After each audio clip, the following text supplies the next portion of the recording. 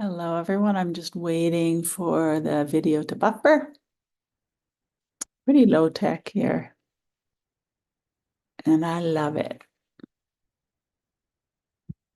Hello, everyone. I'm just waiting for the video to buffer. Pretty low tech, and I love it. Hello, everyone. I'm just waiting for the video to buffer.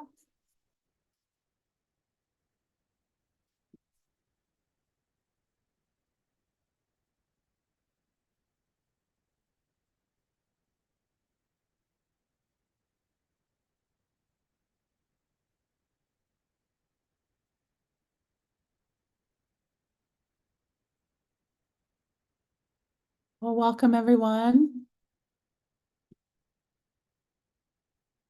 My name is Dr. Kimberly Sogi, and welcome, everyone.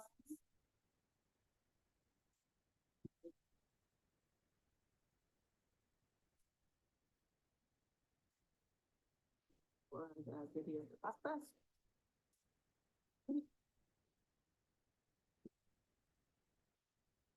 So welcome, everyone. This is part one of a two-part video on integrating somatic skills in psychotherapy. And the session today is going to be about some of the history of somatic skills already being integrated in psychotherapy. As often, one of my bugaboos is somatic skills are treated as this like novel foreign intervention in psychotherapy. Whereas my argument is actually at the very roots of psychotherapy, we have an interest and orientation to the body and somatic interventions. What is more recent is the loss of this orientation to the body and an over-focus or perhaps over-coupling on doing and on thinking. So I absolutely think it's necessary to include doing and thinking. There's great research on the effectiveness of cognitive-based therapies. And I was trained in a cognitive-based therapy tradition writ large. For many years, I practiced within the big umbrella of contextual behavioral science and process-oriented therapies that had a pretty radical behaviorist approach. So I'm not at all against cognitive interventions or behavioral interventions. However, I think a lot of these interventions need to return to their roots, and I want to invite us as a profession to look at our roots in the body or in soma in psychotherapy. So how did I get interested in this? Well, really briefly, you can see there's a young me with an interest in horses, interest in trail running, interest in yoga. On the right there is one of my mentors, Dr. David Rosen, with whom I worked in analysis for a number of years at Texas A&M. And his real emphasis is on embodiment and the use of arts in psychotherapy. So no getting past Dr. Rosen with just cognition. He was paying very close attention to self-expression in the body and creatively. Also, I want to acknowledge the influence of my partner, Dr. Andre Valino, who is a Zen teacher, and the incredible power of Zen and meditation practice and the influence on contemporary psychotherapy in the last century. I also want to acknowledge the behavioral health unit in the Student Health Center at University of Texas at Austin, where I did my doctoral residency, the family medicine unit at Texas A&M College of Medicine, where I did many years of my doctoral research and doctoral training, working as a research assistant in the family medicine unit while I was doing my PhD at Texas A&M. Acknowledging John Kabat-Zinn and Saki Santorelli, who were my very first mindfulness teachers in a mindfulness-based stress reduction teacher training program in Austin, Texas in 2004, 2005.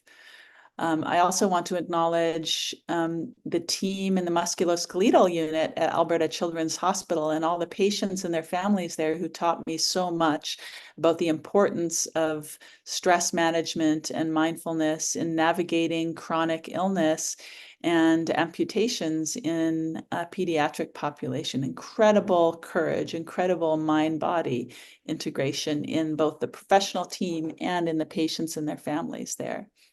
I'm also acknowledging Dr. Dan Siegel, who spoke at Alberta Children's Hospital when I was working there when I first returned to Canada from my American training, and really allowed me to see the bridge between mindfulness interventions, between mind-body work, and really evidence-grounded effective neuroscience.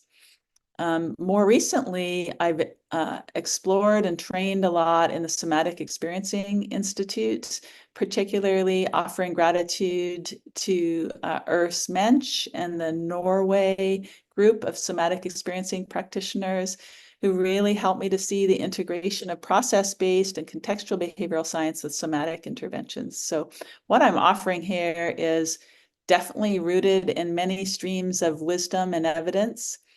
And there's a lot that I will not address. Here are some of the specific client presenting problems that I will not be addressing today. There's such a deep and rich field in health psychology and somatically oriented psychology.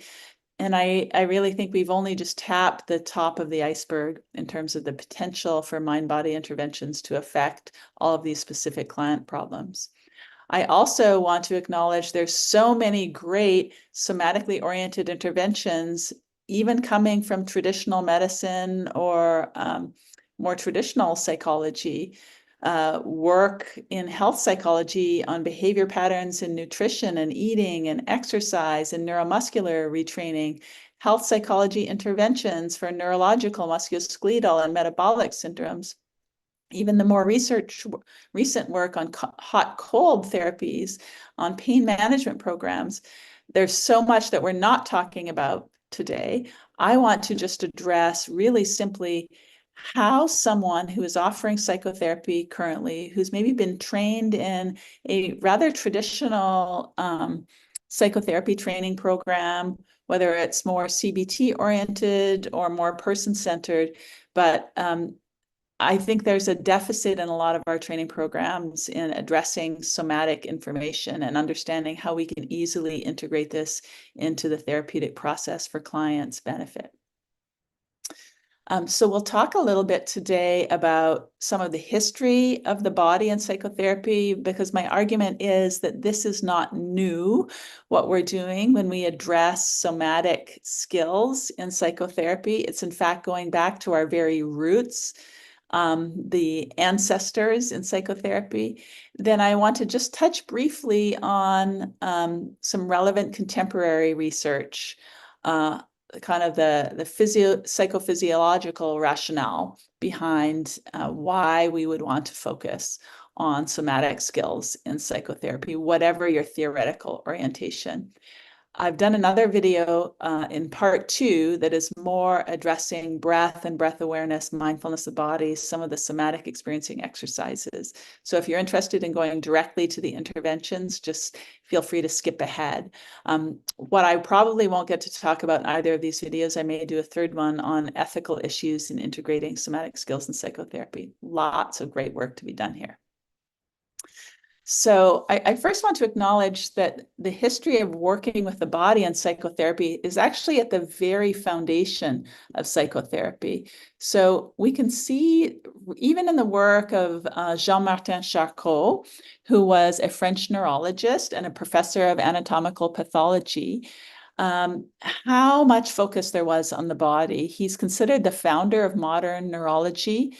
There's at least 15 medical conditions that he identified and researched. And he was considered a leading neurologist of his time and did groundbreaking work in hypnosis and hysteria. So I want to just acknowledge the work of Charcot as first becoming interested in how the mind can be addressed in the relationship with the healer for positive both physical and psychological outcomes. Next, we have Pierre Janet. There's a hospital across the river from where I work in Ottawa, Canada, that's named after Janet. So Pierre-Marie Félix Janet was a pioneering French psychologist and physician, and he was really focused on dissociation and traumatic memory. He was a contemporary of William James and Wilhelm Wundt, and was the first to kind of introduced the link between past experiences and present day psychological disturbances, and was noted for his studies in sleepwalking. Really, the interest in trauma as it manifests in physical symptoms in the body and the relationship to what was called the talking cure began with Joseph Breuer. So Joseph Breuer was a physician who made important discoveries in neurophysiology. And you might remember from your introductory psychology course the case study of Anna O, who was a young woman in Vienna who was treated by Breuer through processing her symptoms by describing everything that was going on in her mind. He was encouraging her to free associate about what was going through her mind at the time of the arrival of the symptoms. And his cathartic method was used as the basis of psychoanalysis, which was credited to Sigmund Freud. So Freud was really a student of Breuer. I also want to acknowledge that actually this patient, Anna O, a brilliant young woman of Viennese society, her real name was Bertha Pappenham. And she actually, after her experience with Breuer, let's go back, went on to become a celebrated social worker, writer, and feminist. She was a patient of both Freud and Breuer's, and actually her interventions after she was a patient of Freud and Breuer's were quite anti-talking cure. She was more about addressing the actual physical needs and the injustices that were experienced by women of her day. So she was a very intelligent, energetic, and described as tenacious, persistent, sympathetic, and kind. And she was a close friend of Freud's wife at the time. So once she passed through the analysis by Breuer and Freud, she went on to be an advocate for the rights of women and children, specifically around sexual abuse and the sexual trafficking and sexual slavery of women and children. So she also translated Mary Wollstonecraft's work and founded several centers that were safe places for people, women and children recovering from sexual abuse and sex trafficking.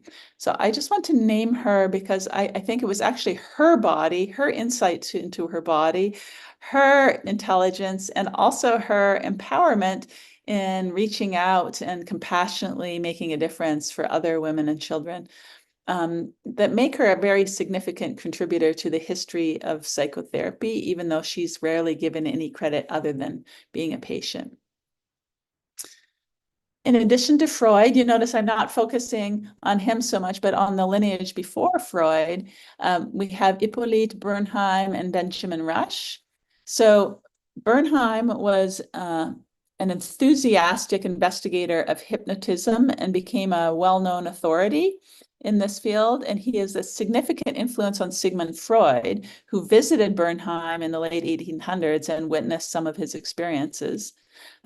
So Freud translated Bernheim's On Suggestions and its applications in psychotherapy. And Freud wrote, quote, "I was a spectator of Bernheim's astonishing experiments upon his hospital patients, and I received the profoundest impression of possibility that there could be powerful mental processes, which nevertheless remain hidden in the consciousness."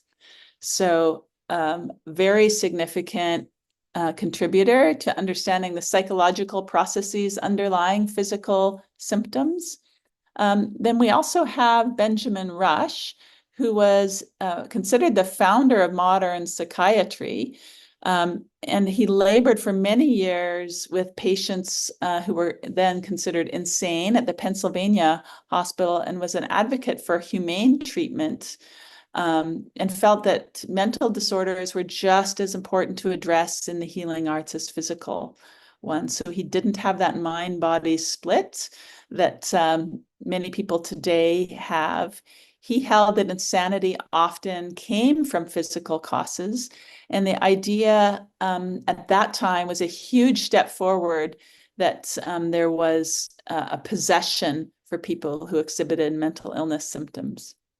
So he wrote the book Medical Inquiries and Observations upon the Diseases of Mind. And he actually had his own primitive form of somatic interventions, and that was bloodletting. So obviously, research has debunked some of his interventions, but the idea of mind-body connection and a mutual relationship between physical symptoms and psychological symptoms was there. And then, of course, we have to acknowledge Sigmund Freud. He addressed the body in terms of how physical symptoms could represent unconscious conflicts, or what he called the defense of conversion. A student of Freud's, Wilhelm Reich,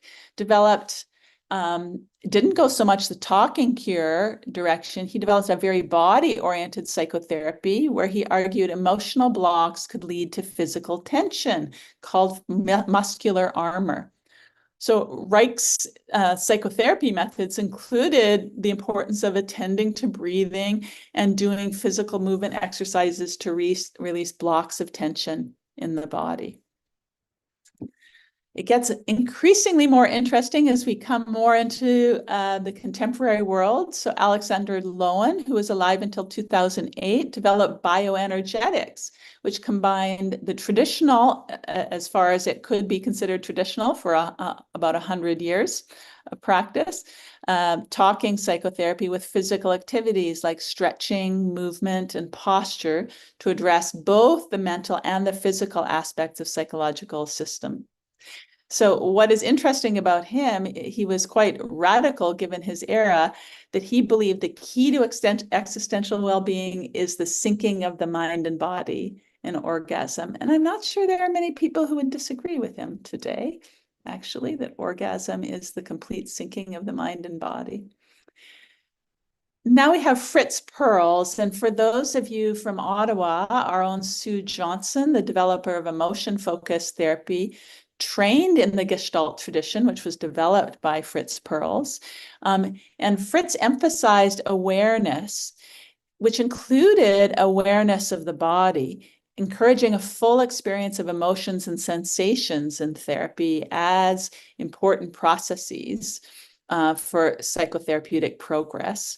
He was the originator of what we think of as really contemporary techniques, but they started with Fritz Perls with his empty chair and parts work techniques for exploring all aspects of self. And he described the goal of Gestalt therapy is to change paper people into real people, to make the hollow man of our time come to life. So the somatic experiencing focus on vitality and what makes you feel alive has roots right back into the originator of Gestalt therapy, Fritz Perls. Fritz Perls also went full on California. He lived at Esalen and studied Zen and collaborated with Ida Rolf, who some of you might know as the developer of Rolfing, a completely body-oriented healing intervention. He was very curious about mind-body integration in the latter part of his life. One of the biggest influences, and many of you may be familiar with him, is the researcher and psychiatrist Bessel van der Kolk, who works at the Justice Research Institute in Boston. He has been a very significant influence on the integration of somatic skills in psychotherapy because he observed that trauma has profound effects on the mind and on the body, and he thought it was important to address somatic experience as crucial for effective treatment. He was the author of The Body Keeps the Score and has extensive published research on the neurobiological impact of trauma. He's a vocal critic of traditional therapy, which focuses, when it focuses solely on cognition and verbal expression. And this makes sense given his background as a neuroscientist, because he understood that trauma is stored in non-verbal areas of the brain. So in his research, he's really looked at somatic experiencing yoga and the integration of neuroscience into daily clinical practice as important foundations for effective psychotherapy. So Peter Levine is, I would consider like a genius psychotherapist, who really found through his own experience of trauma. Some of you might have read his autobiography on the early sexual trauma that influenced much of his work throughout his life. And he developed a somatic experiencing approach. And that approach posits that trauma symptoms result basically from deep dysregulation in the autonomic nervous system. So the approach that he developed, somatic experiencing, uses body awareness to complete the integration of trauma, to heal rather than to relive trauma. So moving trauma out of a stuck place of reactivity in the amygdala, which has no timestamp, stuck in the limbic system, into the parts of the brain where there's a context around the information and there's less reactivity. The present moment cues associated with our trauma become less powerful, even though all the facts are the same. I have to name mindfulness and body-centered therapies as a really important contributor to our contemporary therapies and contemporary somatically oriented therapies. You might know John Kabat-Zinn is the founder of mindfulness-based stress reduction, but his original doctoral training was in physiology. So he was interested in mindfulness-based stress reduction as a way to help train the mind using traditional Buddhist techniques, but he was interested in the physiological effects of stress reactivity versus stress responsiveness. So the mindfulness-based approaches emphasize witnessing body sensations in the present moment without judgment. And many third wave approaches that have stemmed from the mindfulness traditions like dialectical behavior therapy, mindfulness-based cognitive therapy, and to some extent, acceptance and commitment therapy, more from the behavioral tradition. All of these third wave approaches include somatic awareness and present moment awareness, emphasis on direct contact with present moment experience as part of their approach. So all of these approaches include breath work, to some extent body scans, acceptance of difficult sensations, and investigation of the body, and sometimes mindful movement and yoga. So that brings us into the day today when I'm doing this presentation, where there's some really exciting things happening. And you can see that we've moved from the dead white guys as the founders of psychotherapy to some really exciting women clinicians who are integrating neuroscience research and clinical practice in really wonderful ways to help our profession grow. So we have somatic internal family systems developed by Susan McConnell, somatic ego state therapy developed by the late Maggie Phillips, and then sensory motor therapy, which integrates mindfulness and somatic skills by Dr. Pat Ogden of Austin, Texas, where I trained. So you can see, I hope, that there is like a logical and continuous contribution of many practitioners who've observed the importance of addressing the soma and integrating somatic skills into psychotherapy. I hope, knowing that you're part of a long lineage of somatic skills in psychotherapy, will help decrease any hesitancy that you have for addressing the body in psychotherapy, and also developing your own skills, whatever your background and training. I want to give a little bit of the neurophysiology basis of why I really understand that somatic skills are important in psychotherapy. Many people come to us because they've had traumatic experiences, but they've also had conditioning that disembodied them or maybe gave them more drive and threat-oriented adaptation strategies rather than strategies that allowed them to access their affiliative networks, the parts of themselves that could cultivate peace, a sense of safeness, and thus have access to all of the best qualities in themselves. And I really believe that somatic skills in psychotherapy can expand the behavioral, emotional, and cognitive repertoire of both the client and the psychotherapist for maximal positive outcomes. So we're going to focus just on one giant nerve that every human has, and that is the vagus nerve. So it's the toning of the vagus nerve that we're interested in psychotherapy much of the time. And vagal tone is a measure of cardiovascular function that facilitates adaptive responses to environmental challenges. So low vagus tone, like non-reactivity and narrow range of functioning, is documented in research as being associated with poor emotional and attentional regulation in children and is understood as a marker of increased sensitivity to stress. So a wide range of social or psychosocial stressors are associated with internalizing and externalizing psychopathology in adolescence and are associated with low vagal tone.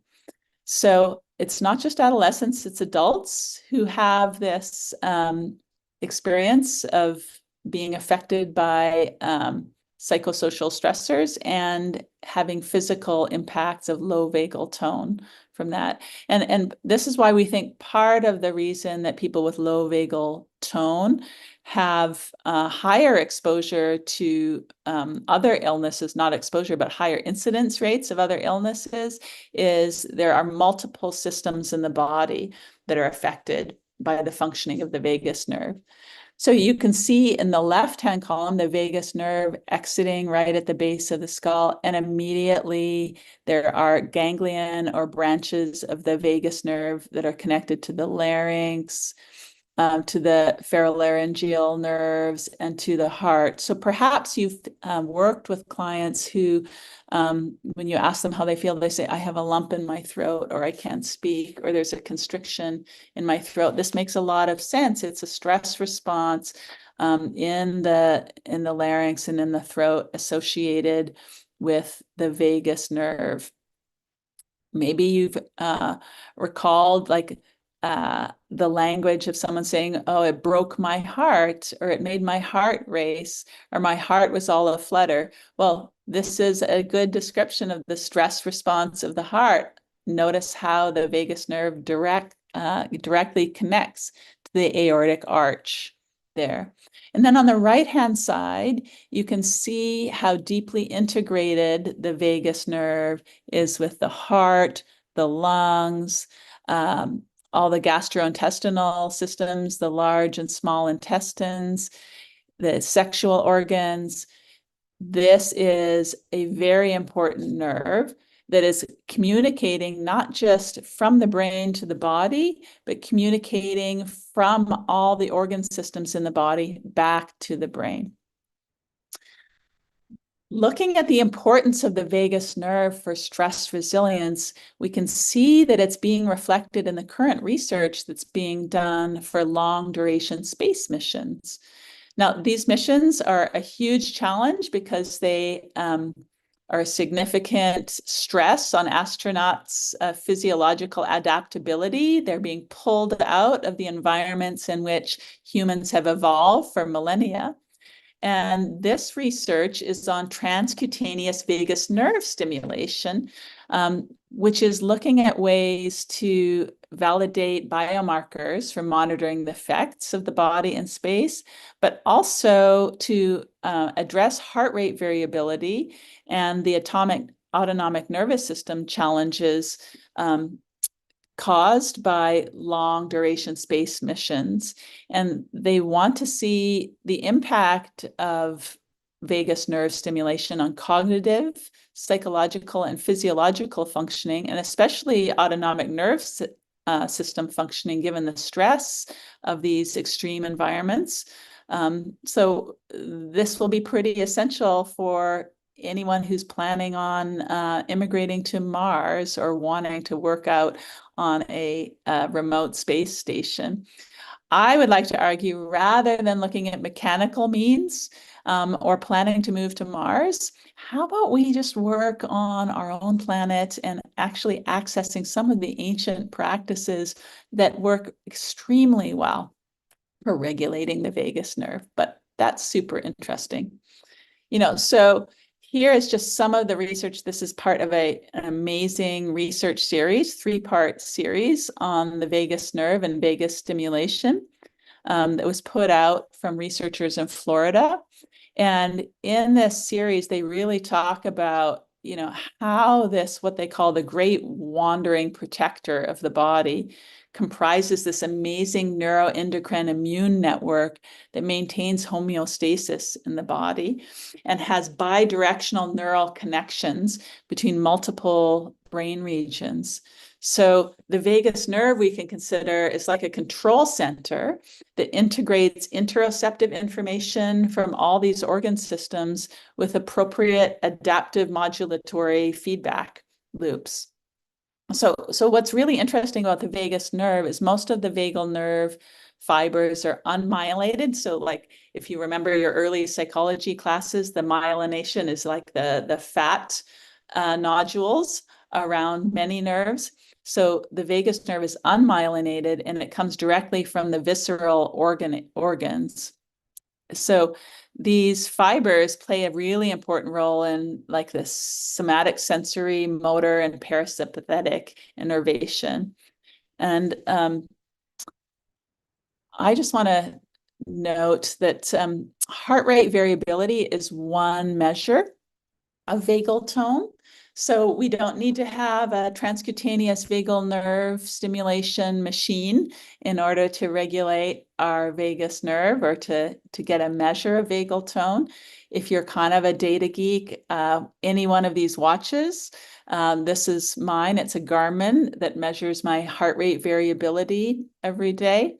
And this vagal tone can really be measured with heart rate variability. And what we know about low vagal tone is it decreases dramatically over a lifetime, and it decreases or constricts radically in stressful situations. And we know that low vagal tone, for example, is associated with poor emotional and attentional regulation in children and has been understood as a significant marker of stress.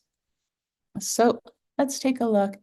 You can see also that the vagus nerve is a significant modulator of the brain-gut axis in psychiatric and inflammatory disorders. It connects the brain and the GI tract and sends information about the state of the inner organs to the brain via afferent fibers. We also know that low vagal tone magnifies the association between psychosocial stress exposure and internalizing psychopathology in adolescence. So very significant association of the vagus nerve with childhood and adolescent development and also long-term stress resilience in adults. So in section 2 of this talk, if you're curious, we go through attention to breath, carbon dioxide sensitivity, supportive touch, body awareness practices, trauma-informed yoga, vocalization, and a number of other practices. I hope that you found this introduction to somatic skills and psychotherapy motivating. We understand that the history of psychology is rooted in the soma. The founders of psychotherapy were primarily interested in somatic interventions, and you integrating somatic skills into psychotherapy is just an honoring of the roots of psychotherapy. So get over your fear of integrating somatic skills into psychotherapy. Trust the research, and I hope that you watch the next video on some really simple somatic skills that you could integrate today.